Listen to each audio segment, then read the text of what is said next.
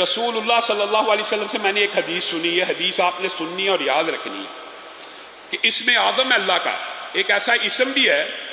کہ جس سے اللہ کو پکارا جائے تو اللہ تعالیٰ وہ دعا فی الفور قبول کر لیتے ہیں، اسی لمحے میں، اسی وقت میں۔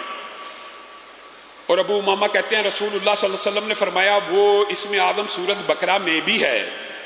سورت آل عمران میں بھی ہے، اور سورت طٰہٰ میں بھی ہے۔ کہا رسول اللہ نے بس مجھے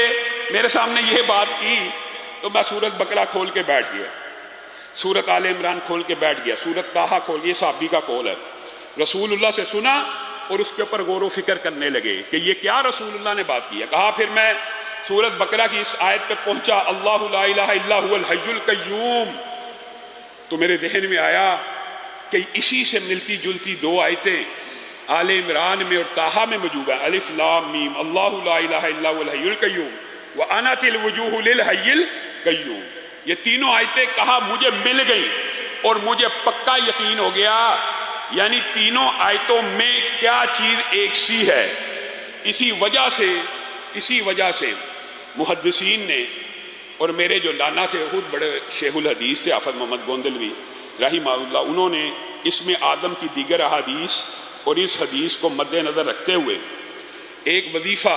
لوگوں کو بھی اور ہماری فیملی کو بتایا کرتے تھے، اور وہ کہتے تھے کہ مجھے یقین ہے، جیسے یہ ابو امامہ کی حدیث کے الفاظ ہے اور دیگر بھی اسم آدم کے حوالے سے 3 حدیثیں موجود ہیں، میں یہ سمجھتا ہوں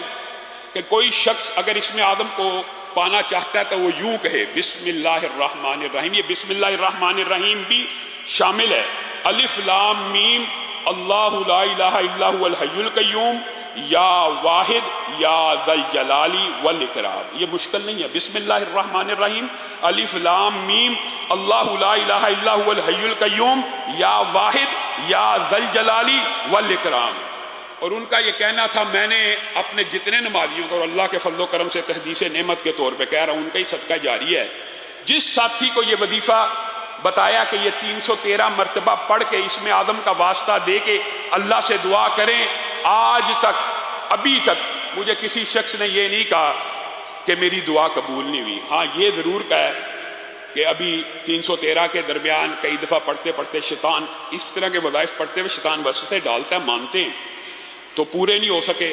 تو جو بندہ یہ سمجھتا ہے ایک دفعہ 313 مرتبہ ایک نشست میں نہیں پڑھا گیا، توڑ توڑ کے پڑھ لے، کوئی حرج کی بات نہیں ہے، 7 دن 8 دن آپ تجربہ کر کے دیکھ لیں، یہ 313 مرتبہ اسم آدم کا وظیفہ پڑھیں، اور کوئی بھی دعا جو آپ سمجھتے ہیں، علماء کے پاس آتے ہیں دعا کرانا شرعی وسیلہ جائز وسیلے کی قسم ہے، لیکن آپ خود کیوں نہیں کرتے؟